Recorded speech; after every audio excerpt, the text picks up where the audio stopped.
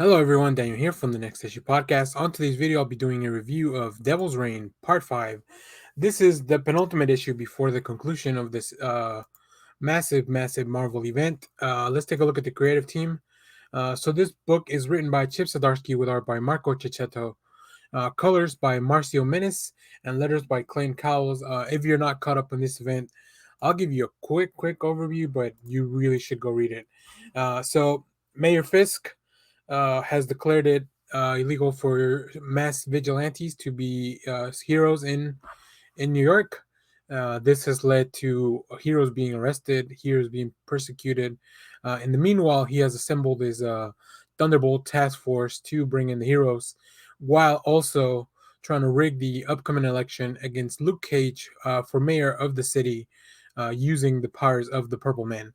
So this all started because Kingpin discovered that Daredevil had messed with his mind to make him forget his identity in the latest issue, and this is where it's going to get a little bit more spoilery and centric. So, really recommend you go read the series. But in the last issue, we found out the Kingpin remembered that he used to know who Matt Murdock was, and now has he pretty much has deduced the fact that Matt messed with his head and did something to his brain to make sure that he forgot, just like he made everyone else forget, using the powers of the Purple Children back in, I believe it was a couple of runs ago.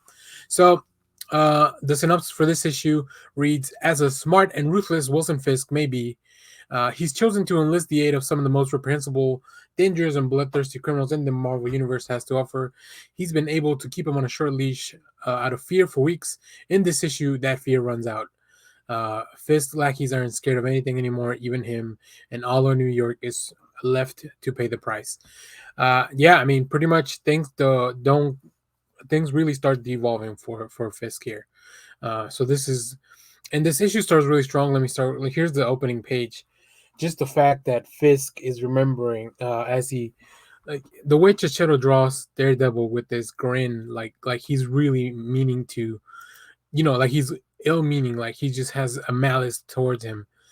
This is the way Kingpin sees him. It's just a lot of subtext that we get in this art, which is fantastic. I love just the silhouette of Fisk. Like, it just really makes him feel like this shadowy, powerful figure. And I think Checcetto and the art team are just excelling at that stuff.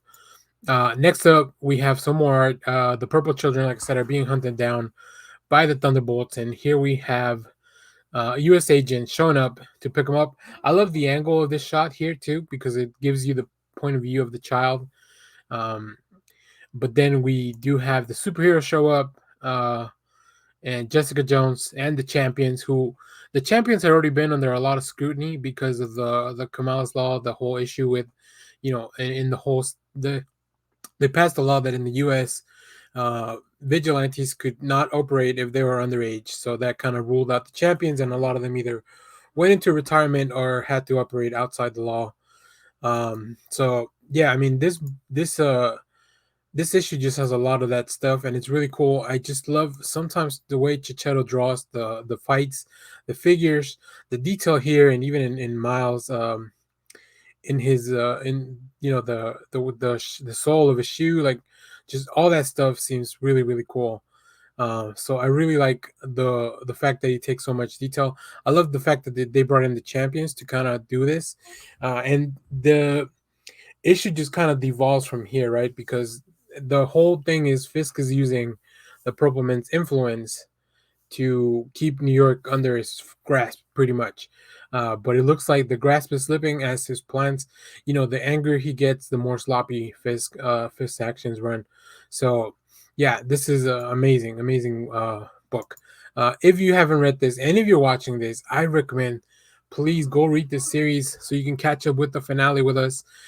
This has been one of my favorite Marvel events. If you haven't been reading Zdarsky's and Checchetto's Daredevil run, go check it out. They'll be doing it again, actually. Just both of them will be coming back for the new Daredevil #1, which will probably be spinning out of the whatever's left over from this event. And also, Chip Zdarsky is going to be taking over the Batman series in June. So a lot of really cool stuff. This has been great. So anyways, thanks for watching, everyone. Remember to share, like, subscribe, hit the bell so you know when we go live. That is most Sundays, 10 a.m. Central Standard Time. And stay tuned because we have more comic reviews, trailer reactions, TV recaps, all that good stuff. So yeah, thanks for watching, everyone. Bye bye.